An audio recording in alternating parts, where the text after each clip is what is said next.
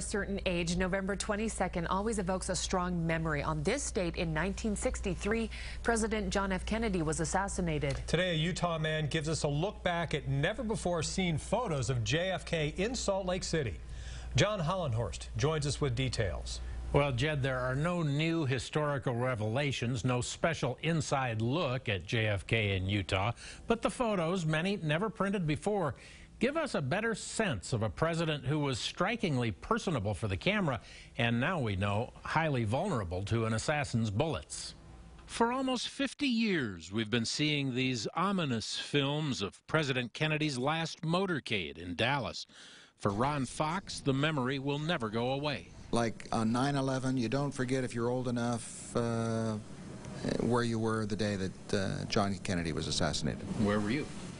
I was in a 5th grade class. In the years since the assassination, Fox grew up to be a lobbyist and an advance man, arranging trips for every Republican president since JFK. Recently, in the Deseret News archives, he found photos of John F. Kennedy visiting Utah that almost no one has seen before. Well, there were 5 visits, starting as early as November 11th of 1957, his first, and the 63 one was just less than 2 months prior to his death. The trips were well covered by the news media at the time. The Deseret News published a number of pictures, but unused leftovers were never printed. The whole warm thing of John Kennedy certainly resonates in those photos. You can truly see his common touch with individuals, and you know, he's surrounded by people or he's in an intimate situation.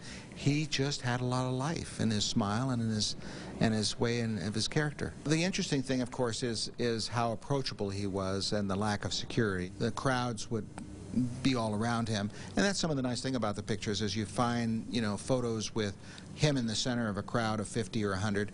There are photos of him walking down from the church administration building to the Hotel Utah, just on the city streets. Those things don't occur anymore. Well, as we all know, an assassin was waiting in Dallas.